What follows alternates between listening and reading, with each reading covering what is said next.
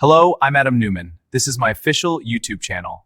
Please subscribe and support us. CBS The Young and the Restless spoilers. Hello and welcome back to the channel on this absolutely crazy day. We have so much ground to cover regarding the latest Genoa City drama. The twists just keep coming and honestly it is hard to keep up, so grab a snack and let us dive right into the absolute madness unfolding on our screens today. And let me tell you right now, the situation with Holden Novak is getting completely out of hand, so Holden is currently losing his mind. He is pacing back and forth. He is sweating. He is so worried because he thinks he has to donate his bone marrow to save Malcolm Winters, because Malcolm came back to town with aplastic anemia. And everyone thought this was going to be some heartwarming family reunion, but it is not. It is actually a nightmare. Holden is feeling the weight of the world on his shoulders. He just found out this guy is supposed to be his dad, and now he is expected to go under the knife, to give up pieces of his own body, just to save a man he does not even know. It is a massive burden, and Holden is cracking under the pressure. But here is the ugly truth. Malcolm does not care about Holden at all. Malcolm does not love anyone in Genoa City anymore. He really does not. He has a whole new life somewhere else. He abandoned his kids. He left his family behind. He just vanished and started over. And he is totally fine with that. He did not come back because he missed Lily. He did not come back because he missed Devon. And he certainly did not come back to bond with a long-lost son. No, he came back for one reason only. Spare parts. He needs bone marrow. He needs organs. He needs a biological match to save his own skin, because Malcolm is a selfish old man. He is looking out for number one, and he does not care who he has to hurt to survive. So he targeted Holden. He made Holden believe they were family. He played the part of the tragic, sick father, and Holden almost fell for it. Holden was so close to being tricked. He was actually considering doing the surgery, because deep down Holden just wants to belong somewhere. He grew up thinking Jerry Novak was his dad. Then he thought he was Damien Kane. He has been searching for an identity, and Malcolm exploited that. Malcolm used Holden's vulnerability against him. Just pure evil. It is hard to watch, because Holden is actually a victim here. He was being lined up like a pig for slaughter, just so Malcolm could get what he wanted and leave town again. But then Audra Charles got involved, and thank goodness she did, even though her reasons were totally selfish. So Audra has been hovering around Holden. She wanted to get close to him. But Holden rejected her, harshly, at society.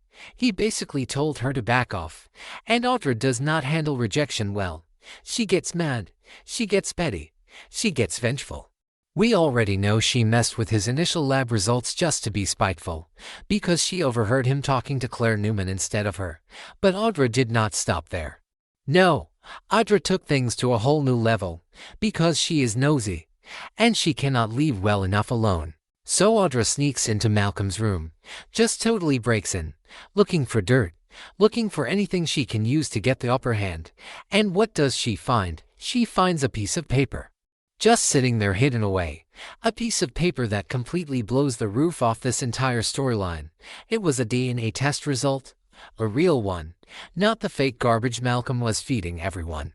Audra looks at this paper, and her jaw drops, because the paper proves everything Malcolm has been saying is a complete and total lie. Holden is not Malcolm's biological son. Let me repeat that. Holden is not Malcolm's son. At all. 0% match. Malcolm just made it all up. He faked the entire connection. He probably found out Holden was Stephanie's kid and just used that as a convenient cover story. Or maybe he just faked the paperwork to trap Holden. Either way, Malcolm is a fraud. He is not Holden's father. He just pretended to be so he could harvest Holden's marrow. He was literally going to slice open a stranger, because he is that desperate and that selfish. It is sickening. Just a sick, twisted plan from a man who used to be a hero in this town, but now he is just a villain, a selfish old man who almost ruined Holden's life. And Holden was so close to being a victim. He was right there, ready to sign the consent forms, ready to lay in a hospital bed, for a man who shares zero DNA with him. A man who was playing him for a fool. When Holden finds this out, he is going to be so relieved, but also so angry, because he was manipulated in the worst possible way. He was played. And nobody likes being played, especially not someone like Holden who has already been through so much identity crisis trauma. But wait, the story gets even crazier, because the piece of paper Audra found did not just say Holden was not the son. It had another name on it. A name that changes the entire landscape of Genoa City. The paper revealed who Malcolm's actual biological son is. And it is Nate Hastings. Yes, you heard that right. Nate Hastings is the biological son of Malcolm Winters. Just process that for a second. Nate, the former doctor, the guy who is currently struggling in the corporate world, the guy who has been fighting with Devon, the guy who just confronted Victoria Newman about Victor's crimes. Nate is Malcolm's son, and Malcolm knows it. Malcolm has the DNA proof right there in his room, and he has been hiding it. He has been keeping this massive secret from everyone, from Lily, from Devon, from Nate himself. Why would Malcolm hide this? Why would he target Holden instead of his actual son? Maybe because he knows Nate would never agree to it. Nate is a doctor. Nate knows how these things work. Nate would ask him many questions. Or maybe Malcolm just hates Nate. Maybe he resents him. Or maybe Nate is not a match for the marrow and Holden was. We do not know the exact medical details yet. But we know Malcolm is hiding the truth. He is keeping Nate in the dark, and he is using Holden as a decoy. It is a massive cover-up, and Audra is now holding the smoking gun. So what is Nate going to do when he finds out? How is he going to react? The notes ask if he will be happy or glad. Let me tell you, there is no way Nate is going to be happy about this. Not a chance. Nate is going to be furious. He is going to be devastated, because his entire life has been a lie. He grew up believing one thing about his parentage. And now he finds out his uncle is actually his dad, and not just his dad, but an evil, manipulative, organ-harvesting psychopath. That is not happy news. That is world-shattering trauma. Nate is already lost right now. He is trying to find his place in the world. He is trying to be a good corporate player. He misses Drusilla. He misses having a strong family foundation. And now the rug is going to be pulled out from under him. He is going to realize that his own blood is toxic. That his father is a monster who abandoned his kids and only came back to steal body parts from strangers. Nate is a righteous guy. He calls out toxic behavior. He just called out Victoria. So when he sees what Malcolm is doing, he is going to explode. And think about the ripple effects. Think about Lily. Lily has been welcoming Malcolm with open arms. She even agreed to be tested as a donor. She thought she was doing a good thing. And she thought Holden was her new half-brother. She was probably starting to bond with him. And now she is going to find out it was all a scam. Holden is not her brother. Malcolm is not a loving uncle or father figure. He is a predator. And Nate, her cousin, is actually her half-brother, because Malcolm is Lily's biological dad too. So Lily and Nate are siblings. This family tree is so messed up. It is a tangled web of lies and deceit. Devon is going to lose his mind too. Devon already did not trust Malcolm. He was annoyed when Malcolm came back. Devon is running Chancellor and dealing with so much stress. And now he has to deal with this. He has to deal with his family legacy being dragged through the mud by the very man who helped build it. Devon and Nate already have a strained relationship. Now they are going to have to navigate this insane new dynamic. And all while trying to stop Malcolm from doing whatever crazy thing he tries next. Because Malcolm is not going to just give up. If he cannot get Holden's marrow, he is going to try something else. He is desperate. He is dying. And dying men do desperate things. He might try to force Nate. He might try to kidnap someone. Who knows? But he is dangerous. He is a selfish old man with nothing to lose. And that makes him the biggest threat in Genoa City right now. Audra is in the driver's seat. She has the paper. She has the proof. What is she going to do with it? Audra is manipulative. She is petty. She is currently dealing with Noah and Sienna drama. She might use this paper to blackmail Malcolm. She might demand money. Or she might just leak it to the press to watch the Winters family burn. Because she hates them. She has a grudge against the whole family. And this is the perfect weapon to destroy them. She could just hand the paper to Nate and watch the fireworks. Or she could give it to Holden to show him she saved his life. Even though she only did it out of spite. Holden owes Audra his life, in a weird, twisted way, because if she had not snooped, if she had not broken into that room, Holden might be on an operating table right now, getting carved up by a fake dad. Holden is going to have to process all of this. He is going to have to realize that his search for family almost killed him, and he might just turn to Kane Ashby now. Kane is trying to recruit Holden to attack Victor Newman. Holden might just say yes, because he needs a distraction, he needs money, and he needs to feel powerful after being so vulnerable. This entire storyline is just so clunky and raw and wild. The writers are just throwing everything at the wall. We have fake DNA. We have hidden papers. We have secret sons. We have organ harvesting plots. It is like a horror movie mixed with a soap opera. And we are just sitting here trying to piece it all together. Let us talk more about Malcolm's mindset. How do you even get to this point? How do you leave town, start a new life, and then come back just to use people like cattle? It takes a special kind of sociopath to do that. Malcolm used to be a fan favorite. People loved him. He was charming. He was a photographer. He had a good heart. But somewhere along the line, he lost his soul. He became cold. He became calculating. And now he is just an empty shell of a man who only cares about his own survival. He looked Holden in the eye and lied. He told him he loved him, or at least pretended to care. He watched Holden struggle with the decision to donate marrow, and he felt nothing. No guilt, no remorse. Just impatience. He just wanted the marrow. He is a selfish old man, and he deserves whatever is coming to him. And what about Stephanie? Did Stephanie know? Stephanie came to town and told Holden that Malcolm was his dad. Was she lying too? Or did Malcolm trick her as well? Maybe Malcolm forged some documents years ago to make Stephanie think he was the dad. Or maybe Stephanie was in on the scam. But that seems unlikely. Stephanie is dealing with her own trauma with Alex Kyriakis. She is a mess. She probably genuinely believed Malcolm was the father. And Malcolm just used her. He used her to get to Holden. Because he needed a pawn. Nate is the real victim here. Well, Holden is a victim too, but Nate is going to have his entire identity shattered. Nate has always been proud of his heritage. He has always tried to honor Olivia and Nathan, and now he finds out his father is Malcolm, the man who is currently terrorizing the town, the man who is trying to chop up Holden. How do you look in the mirror after that? How do you go to work at Newman or Chancellor or wherever Nate is working these days, and pretend everything is fine? You cannot. Nate is going to have a breakdown. And we all know how Nate gets when he is stressed. He makes bad decisions. He crosses lines. He might just snap. He might go after Malcolm himself. He might try to run him out of town. Or he might just fall apart. And who is going to be there to pick up the pieces? Victoria. She is too busy defending Victor's crazy actions. Devin. They are always fighting. Lily. She is going to be dealing with her own shock. Nate is going to be completely isolated. This is why fans are screaming for Drusilla to come back. Because Drusilla is the only one who could handle this mess.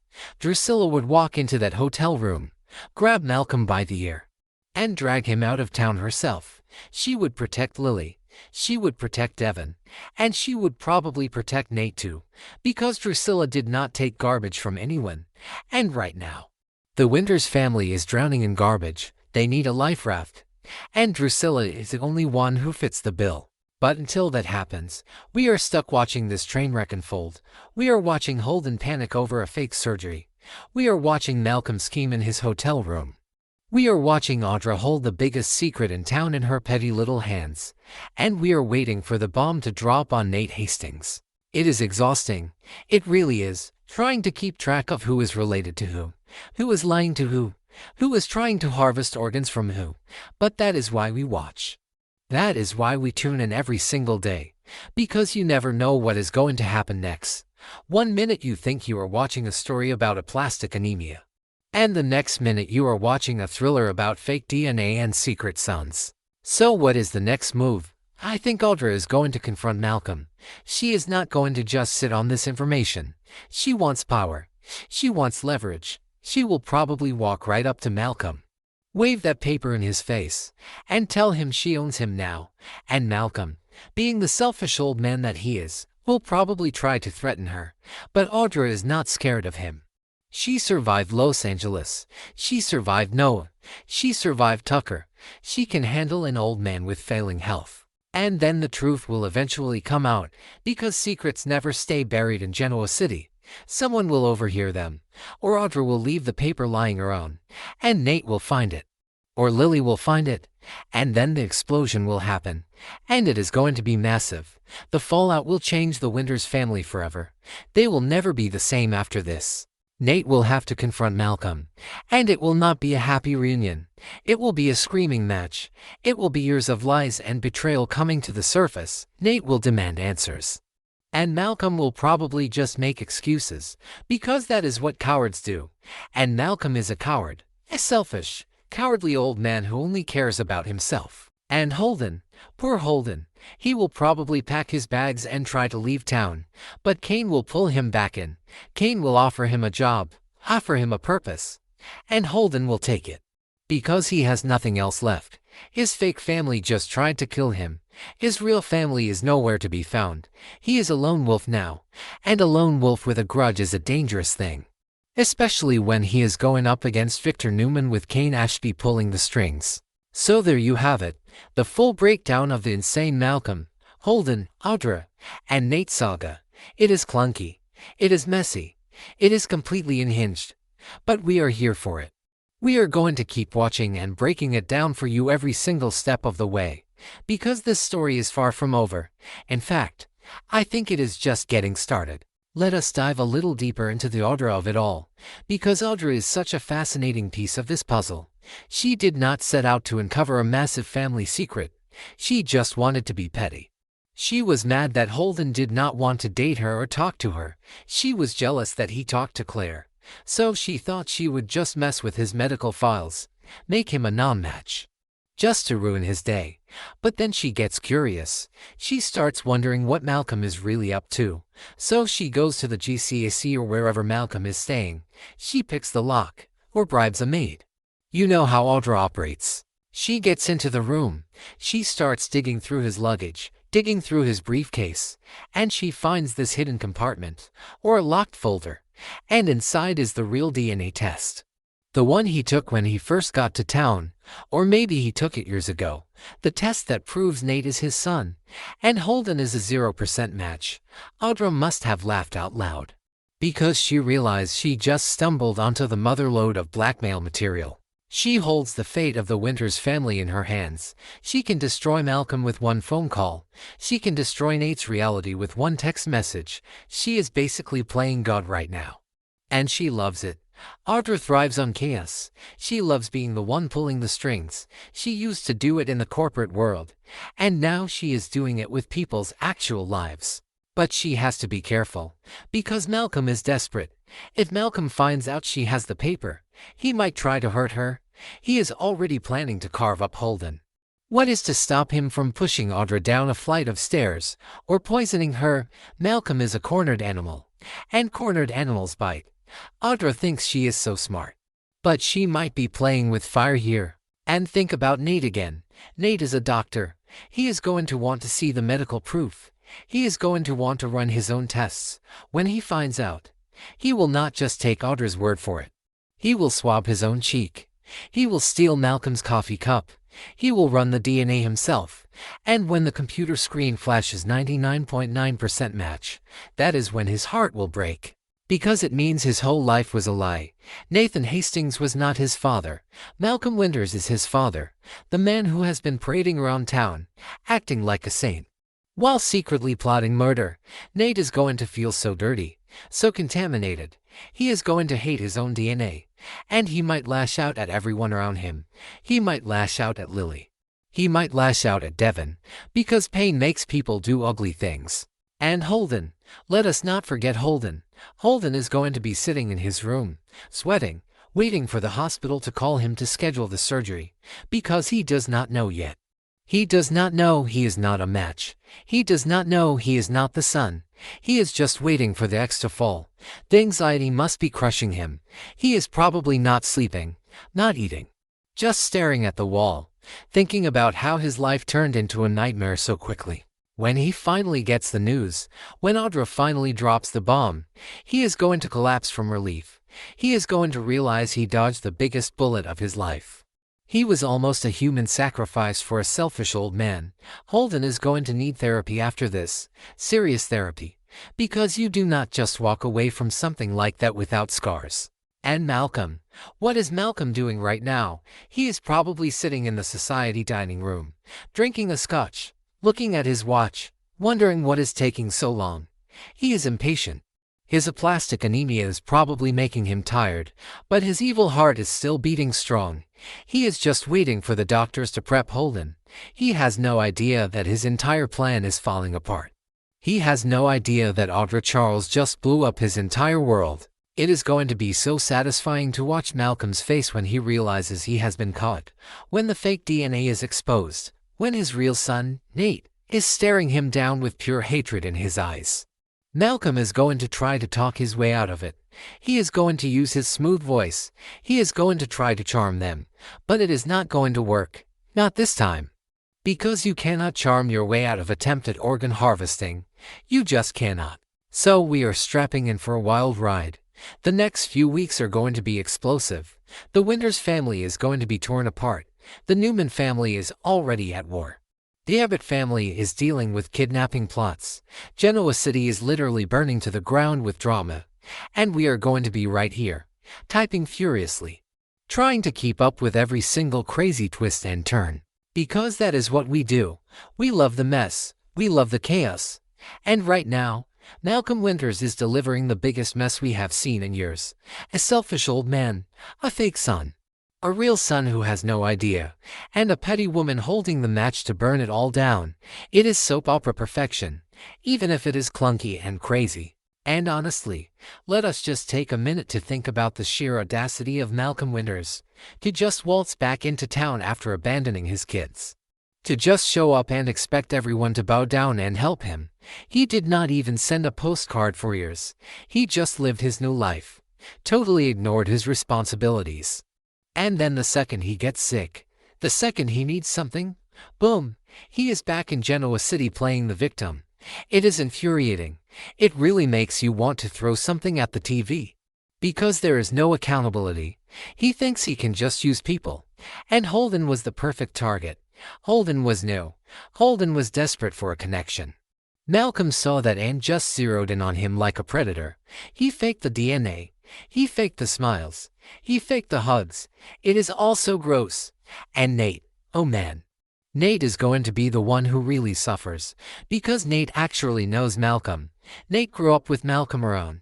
Nate respected him on some level. To find out that this man is his actual father. And that this man is capable of such profound evil. It is going to break Nate's brain. He will not know whether to scream or cry. He will probably do both. And he will have to look at Lily, his cousin who is now his half-sister, and try to figure out how to be a family after this. It is a total disaster. A massive, ugly, clunky disaster. And Audra is just sitting back with a smirk on her face, holding that piece of paper, ready to drop the guillotine. We cannot wait to see it happen.